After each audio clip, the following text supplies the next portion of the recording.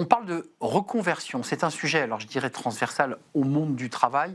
On nous dit qu'on va avoir 2, 3, 4 métiers au long d'une carrière. Il faut se former, il faut se reconvertir. Et on en parle avec vous, chère Claire Pascal. Bonjour. Bonjour à vous. Très heureux de vous accueillir. Vous êtes déjà venue sur notre plateau. Absolument.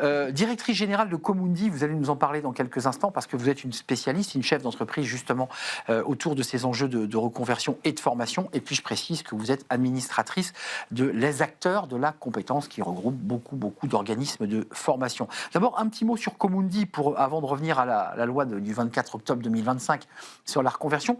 Comundi, c'est quoi? Alors Comundi, c'est une entreprise de formation continue qui va fêter ses 40 ans, donc sur un secteur où il y a beaucoup d'entrants et de sortants rapides. Nous, on fait figure de pilier, un des piliers du secteur, et on travaille spécifiquement sur l'accompagnement, le développement des compétences des salariés, mais aussi des agents du secteur public. Donc on essaye de trouver des dispositifs d'accompagnement originaux, pertinents, efficaces pour accompagner à la fois les salariés et en même temps accompagner les entreprises qui aujourd'hui se servent de plus en plus de la formation comme un outil pour remailler le collectif de travail. Et ça, c'est une des spécialités de Comundi. Ça, c'est intéressant. Vous êtes à la fois dans le public et dans le privé. Quelles sont, et on va revenir à la reconversion, quelles sont les formations que les salariés plébiscitent et j'ai envie de dire versus quelles sont les formations que souhaitent porter les entreprises en vous disant qu'il faut vraiment accélérer là-dessus? Alors il y a bien sûr les formations, enfin si vous voulez, on a globalement des formations qui sont liées vraiment à la maîtrise du travail, à la maîtrise des métiers. Donc bien sûr les formations à l'IA sont des formations qui sont très demandées aujourd'hui.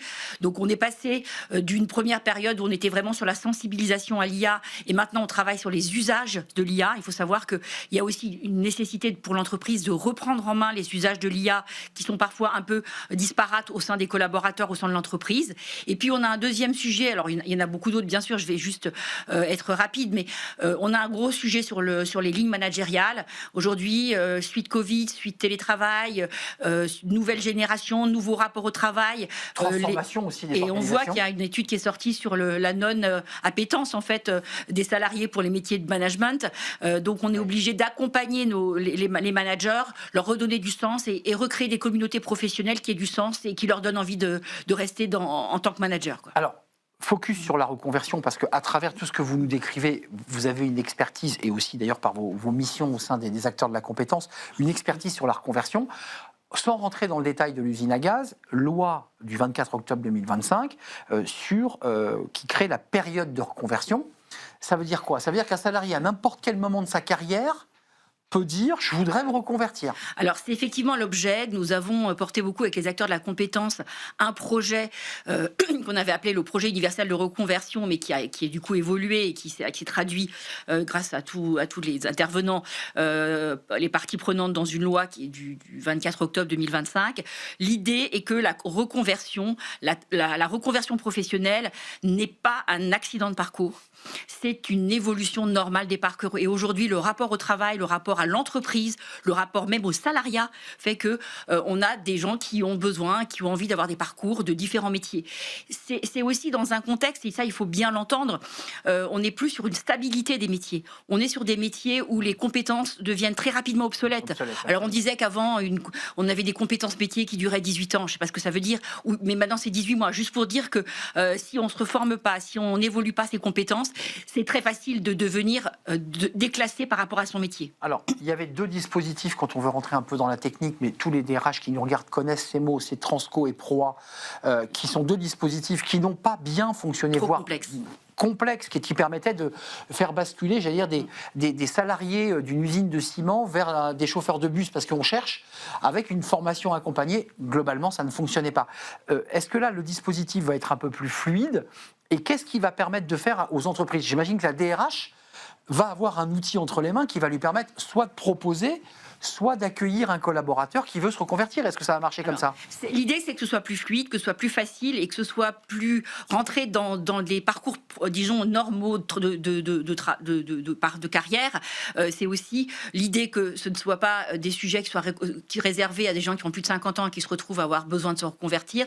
Donc aujourd'hui, on va avoir un dispositif, alors c'est une loi qui est récente, c'est des décrets d'application qui datent de fin janvier, qui va permettre d'être à la main du salarié comme ça l'était déjà avec les dispositifs qui existent déjà. Donc toc la DRH. Et à la main de l'entreprise qui va pouvoir aussi prendre en main ces dispositifs de reconversion, soit d'un salarié en changement de métier au sein de l'entreprise, soit d'un salarié en changement de métier dans une autre entreprise, voire dans une autre branche professionnelle. Avant de nous quitter, Claire, un sujet, une entreprise sait, parce qu'elle a fait sa gestion prévisionnelle des carrières, qu'elle va avoir des pans d'activité qui vont disparaître. Elle va donc savoir qu'elle a un nombre de salariés qu'elle va devoir reconvertir. Ça rentre dans ce cas de figure-là, ce cas précis. C'est bien ça le sujet. Le sujet aujourd'hui dont on ne parle pas assez, c'est le sujet de la démographie. Ça veut dire qu'on va avoir des entreprises qui ont des salariés qui sont formés, qui vont partir à la retraite. Et aujourd'hui, il va falloir qu'on capitalise sur ce savoir-faire et qu'on amène des nouveaux salariés à maîtriser ce savoir-faire. Et ça, c'est un sujet non plus uniquement d'employabilité, mais de compétitivité. Et c'est un sujet de compétitivité nationale pour éviter le déclassement. Le message que vous êtes venu faire passer aussi, c'est de dire que les entreprises doivent se saisir de ce dispositif qui va être créé, qui est créé par la loi. Il faut de l'agilité.